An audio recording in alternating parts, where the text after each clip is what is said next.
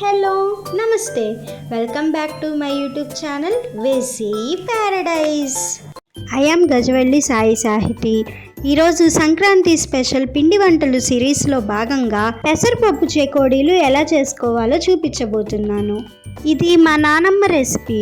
ఈ రెసిపీ గురించి అమ్మని అడిగి తెలుసుకొని సేమ్ అదే కొలతలతోటి చేసి చూపించాను.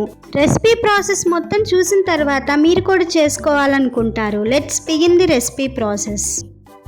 ఫస్ట్ స్టవ్ మీద ఒక బౌల్ పెట్టుకొని అందులో 1.5 కప్ వరకు వాటర్ని తీసుకోవాలి. తర్వాత ఇందులో మీ టేస్ట్కి తగినంత కల్లుప్పును వేసుకొని ఒక్కసారి మిక్స్ చేసుకొని ఉప్పు మొత్తం పూర్తిగా కరిగేంత వరకు వెయిట్ చేయాలి. ఉప్పు మొత్తం పూర్తిగా కరిగిన తర్వాత ఇందులో 1/2 కప్ వాష్ చేసి ఉంచుకున్న పెసరపప్పును వేసుకోవాలి. నీళ్ళల్లో నుంచి ఇలా కొంచెం నురగ రావటం స్టార్ట్ అయిన వెంటనే స్టవ్ ఆఫ్ చేసి 1 కప్ బియ్యం పిండి ఇలా మిక్స్ చేసుకుంటూ వేసుకోవాలి. మరీ ఎక్కువ మిక్స్ చేయాల్సిన పని లేదు, జస్ట్ ఒక్కసారి అలా కలుపుకుంటే సరిపోతుంది.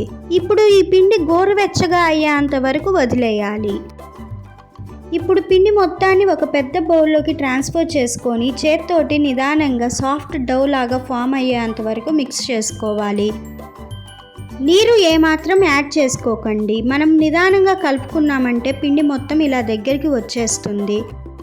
ఇప్పుడు ఈ పిండిని 10 మినిట్స్ పక్కన పెట్టుకోవాలి. తర్వాత పిండిలో నుంచి కొంచెం కొంచెం క్వాంటిటీని తీసుకుంటూ ఇక్కడ చూపిస్తున్న విధంగా చెకోడీలు లాగా చేసుకోవాలి. చెకోడీలు చాలా వేస్లో చేసుకోవచ్చు. నేను ఇక్కడ ఒక వే చూపిస్తున్నాను. ఇలా చిట్టి చిట్టి చెకోడీలు చేసుకోవటానికి నేను చూపించేవే కరెక్ట్గా సెట్ అవుతుంది. ఇప్పుడు ఇంకొక వే చూద్దాం రండి. ఏదైనా ఒక సాఫ్ట్ సర్ఫేస్కి ఆయిల్ అప్లై చేసుకొని పిండిలో నుంచి కొంచెం క్వాంటిటీని తీసుకొని ఇక్కడ చూపిస్తున్న విధంగా ఒక సన్నటి రోప్ లాగా ఫామ్ చేసుకొని పార్ట్స్గా కట్ చేసుకొని కూడా చెకోడీలుగా చేసుకోవచ్చు. కొంచెం పెద్ద చెకోడీలు చేసుకోవడానికి ఈ వే బాగా యూస్ఫుల్గా ఉంటుంది. మనం ఏ వే యూస్ చేసినా కూడా ఎడ్జెస్ని స్ట్రాంగ్గా అటాచ్ చేసుకోవాలి. అలా అటాచ్ చేయలేదు అంటే ఆయిల్లో వేసిన వెంటనే ఊడిపోతాయి అన్నమాట. ఇలా మీకు నచ్చిన సైజులో చెకోడీలని రెడీ చేసుకొని పేపర్ మీద కానీ ఏదైనా ఒక క్లాత్ మీద కానీ ఇలా ఒక 5 మినిట్స్ వదిలేయండి. ఇలా చేయటం వల్ల చెకోడీలు చాలా క్రిస్పీగా క్రంచీగా వస్తాయి. తర్వాత స్టవ్ మీద ఒక కడాయి పెట్టుకొని అందులో డీప్ ఫ్రైకి సరిపడా ఆయిల్ వేసుకొని హీట్ అయిన తర్వాత మంటని మీడియం ఫ్లేమ్కి అడ్జస్ట్ చేసుకొని ఒకదాని తర్వాత ఒకటి చెకోడీని వేసుకుంటూ బ్యాచెస్ వైజ్గా ఫ్రై చేసుకోవాలి. గోల్డెన్ బ్రౌన్ కలర్ వచ్చేంత వరకు ఫ్రై చేసుకుంటే సరిపోతుంది. ఇన్ కేస్ మీకు చెకోడీలు కలర్ చేంజ్ అవ్వకుండా వైట్గానే ఉండాలి, బాగా క్రిస్పీగా రావాలి అనుకుంటే లో ఫ్లేమ్ మీదే ఫ్రై చేసుకోవాలి.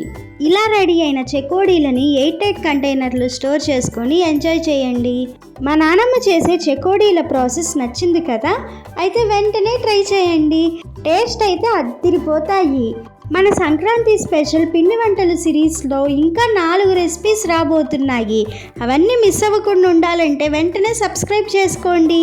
Stay tuned for more interesting recipes. Please do watch, like, share, comment and subscribe to my YouTube channel. Thank you for watching. Bye bye.